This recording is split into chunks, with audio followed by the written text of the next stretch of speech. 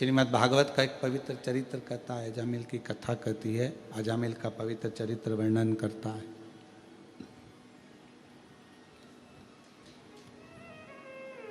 भगवान की अविरल भक्ति में अजामिल लगा हुआ था, भगवान के भजन में अजामिल लगा हुआ था, स्मरण करता था, भजन करता था, कीर्तन करता था, मंत्र जाप करता था, नाम जाप करता था।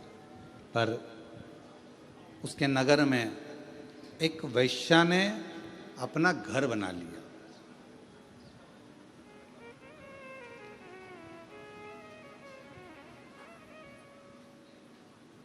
और वैश्या उस घर में रहने लगी। बड़ा सुंदर भवन बनाया। पूरे नगर में सूचना हो गई कि इस घर में जो नारी रहती है, स्त्री रहती है, वो बड़ी सुंदर है, वो वैश्या बड़ी सुंदर। अब इतनी चर्चा सुनी तो मन में उमंग तो उत्पन्न हुई ना कि एक बार जाके देखें तो सही। कई लोगों के मन में रहता है, कुबेरेश्वर धाम के जब चित्र देखते हैं, फोटो देखते हैं या वीडियो देखते हैं तो उनके मन में भाव उत्पन्न हो जाता है, उनके मन में भाव आता है। कुबेरेश्वर धाम के जब चित्र फोटो ये नहीं चल रहे हैं क्या? आके सुनो तो सही इसको। कुबेरेश्वर धाम के जब चित्र देखते हैं, फोटो देखते हैं या वीडियो देखते हैं तो उनके मन में भाव उत्पन्न हो जाता है कि एक बार जरा जाके देखें तो, दर्शन तो करें।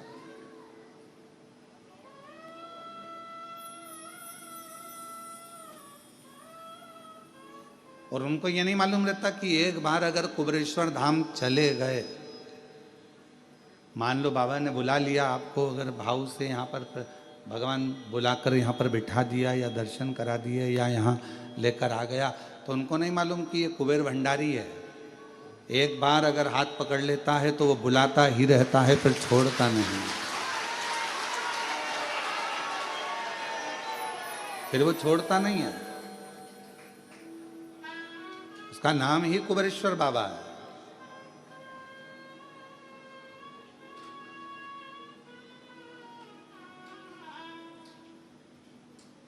वैश्या ने मकान बनाया बड़ा सुंदर, उसमें उसका निवास हो गया। सूचना मिली पूरे नगर को, पूरे शहर को, बड़ी सुंदर वैश्या आई है, बहुत सुंदर है, बहुत सुंदर। मन में उसको देखने की चाह उत्पन्न हुई। जब इतनी सुंदर है,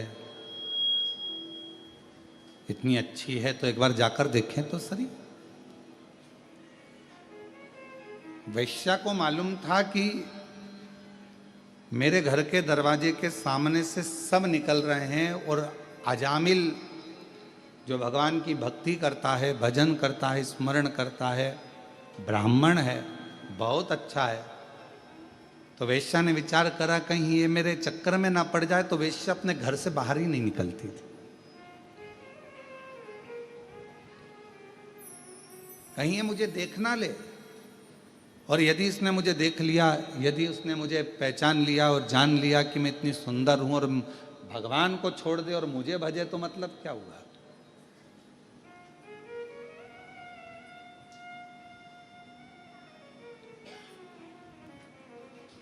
अब ईमानदारी से बोलो, आप थी वो वैश्या, श्रीमद् भागवत में लिखा है, पर उसके हृदय में भगवान के प्रति कितना भाव होगा, कितने हृदय से वो परमात्मा की समर्पित होगी।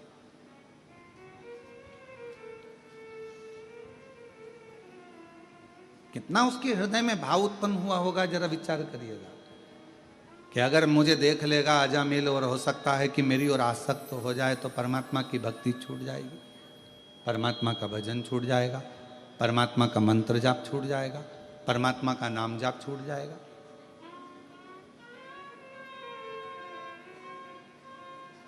घर से ही नहीं निकली है वैश्या, घर से ही नहीं निकलती।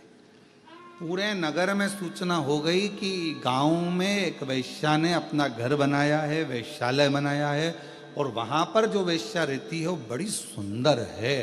पूरे नगर में सूचना हो गई, सब दूर खबर हो गई, तो सबके देखने का मन उसमें बहुत बढ़ने लगा कि मन से कम हम एक बार जाकर देखें। तो सबने देख लिया और सब सूचना दे रहे। अजामिल ने विचार बनाया कि मैं रोज मंदिर जाता हूं, आज एक काम करता हूं, मंदिर तो जाऊंगा पर वेश्या के घर के सामने से जाऊंगा, देखते देखते कि ऐसी कितनी सुंदर है, उसकी सुंदरता इतनी कैसे। आज मैं जाऊंगा तो जरा उसके घर के सामने से निकल कर जाऊंगा। और अजामिल वेश्या के घर के सामने से निकलकर भगवान भोलेनाथ कृपा कर सब पर, वेश्या के घर के सामने से निकलकर अजामिल चला, जाने लगा। और अजामिल वेश्या के घर के सामने से निकला पर वेश्या का दर्शन नहीं हुआ, दिखी नहीं, नजर नहीं आई वेश्या। आज अजामिल मंदिर से थोड़ा जल्दी आ गया और मंदिर से आकर फिर वेश्या के दरवाजे के सामने आकर खड़ा हो गया।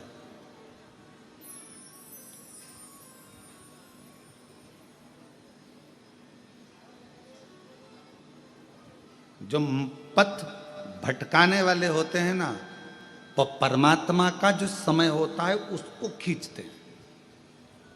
भगवान का जो समय है, पथ भटकाने वाले परमात्मा के समय को अपनी ओर खींचने का प्रयास करते हैं।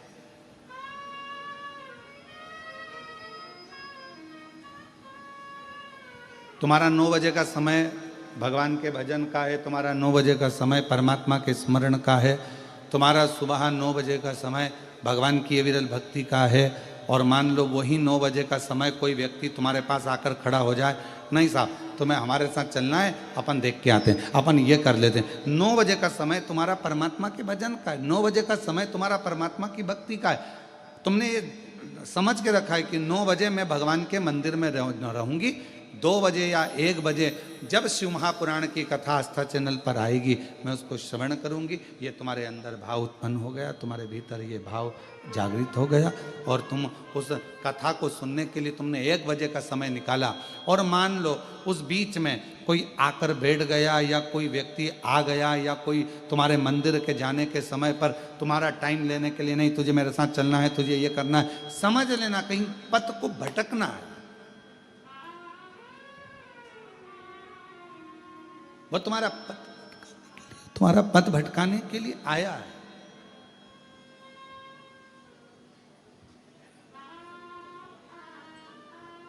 अब अजामिल समय निकालता है और अजामिल वेश्या के घर के सामने जाकर खड़ा हो जाता है।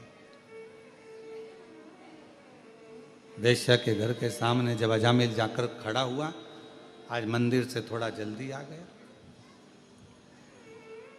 वेश्या नहीं दिखी। श्रीमद् भागवत में लिखा है अजामिल का चरित्र कि अजामिल बारंबार वेश्या के घर के सामने से जाता है और बारंबार वो वेश्या दिखती नहीं है। अभी तक आधा घंटा खड़ा होता था, अब 1 घंटा खड़ा होने लगा, फिर 2 घंटा खड़ा होने लगा, 3 घंटे खड़े होने लगा, फिर धीरे धीरे धीरे धीरे अजामिल मंदिर का पथ छोड़कर, मंदिर में जाना छोड़कर वेश्या के दरवाजे पर ही खड़ा रहता। वेश्या के दरवाजे,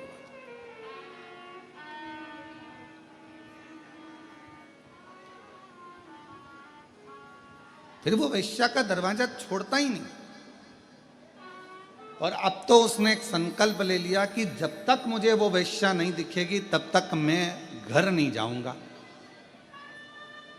और ना मैं भोजन करूंगा। अब शिव महापुराण में श्रीमद् भागवत में एक बड़ा सुंदर चरित्र आता है। श्रीमद् भागवत में वर्णन किया गया कि श्रीमद् भागवत में कहा गया कि इतना त्याग अजामिल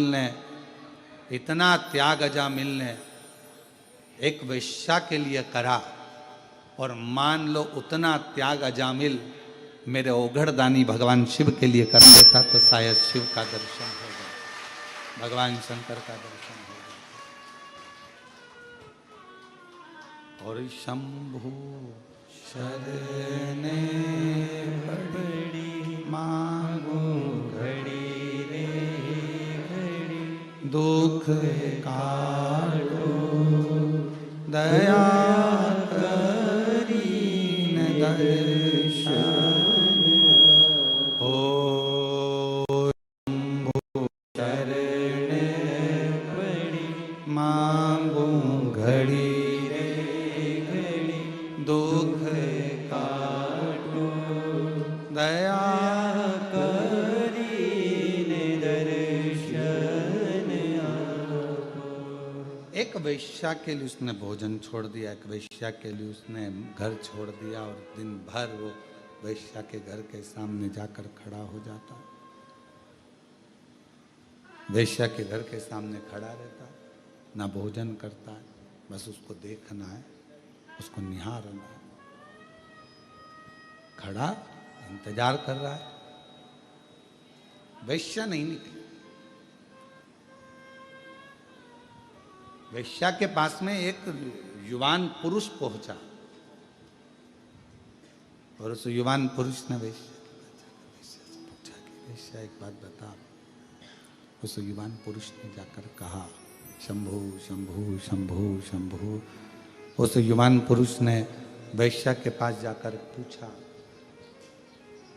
कि वैश्या ये बता कि तेरे दरवाजे पर एक अजामिल बहुत दिन से खड़ा हुआ है, 3 दिन हो गए उसको, ना उसने खाना खाया, भोजन किया, ना पानी पिया और ना वो अपने घर गया,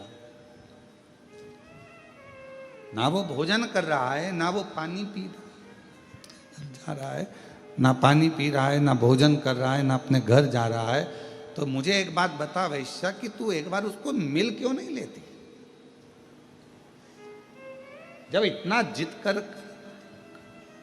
रहा है, इतना जिद्दी हो गया है, इतना जिद कर कर यदि वो खड़ा है, तो फिर तू एक बार जाकर उससे मिलती क्यों नहीं? तू एक बार उसके पास पहुंचती क्यों नहीं? जा तू एक बार उसके पास, एक बार उसके सामने चली जा, और भले मिलने ना जाए तो कम से कम वो छज्जे में खड़े होकर दरवाजा ही खोल ले। एक बार जा तो सही, उसके पास पहुंच तो सही।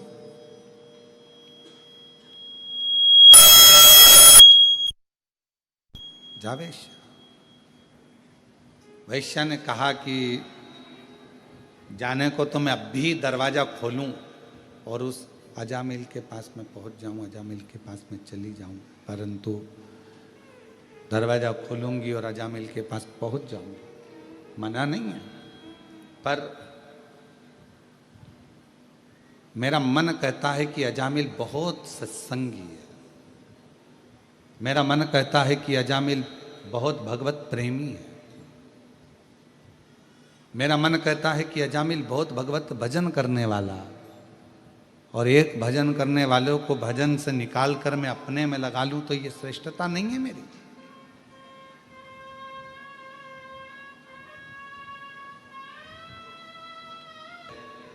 अजामिल खड़ा बैठा भी नहीं। 5वें दिन वैश्या ने दरवाजा खोला, अजामिल ने उसको देखा और देखते से ही अजामिल ने कह दिया कि तुम इतनी सुंदर हो, मैं तुम्हें अपनी अर्धांगिनी बनाना चाहता हूं, अपनी पत्नी बनाना चाहता हूं, तुम मेरी पत्नी बन जाओ, तुम मेरी अर्धांगिनी बन जाओ, तुम मेरी बन जाओ।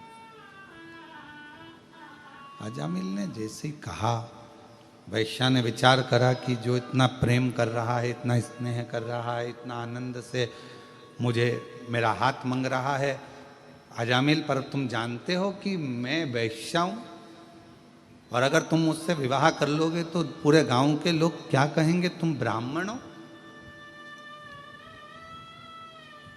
दुनिया के लोग क्या कहेंगे तुम्हें मालूम है? हाँ, मुझे मालूम है, कहने वाले कहते रहेंगे, पर वैश्या ने विचार करा कि आखिर प्रभु ने मेरे ऊपर ऐसी कृपा क्या कर दी, करुणा क्या कर दी। एक भजनावली को, सत्संगी को, एक भजन करने वाले को, एक स्मरण करने वाले को, एक मंत्र जाप करने वाले को, एक नाम जाप करने वाले को, एक भगवान का भजन करने वाले को मुझसे जोड़ दिया, मुझसे जोड़ दिया।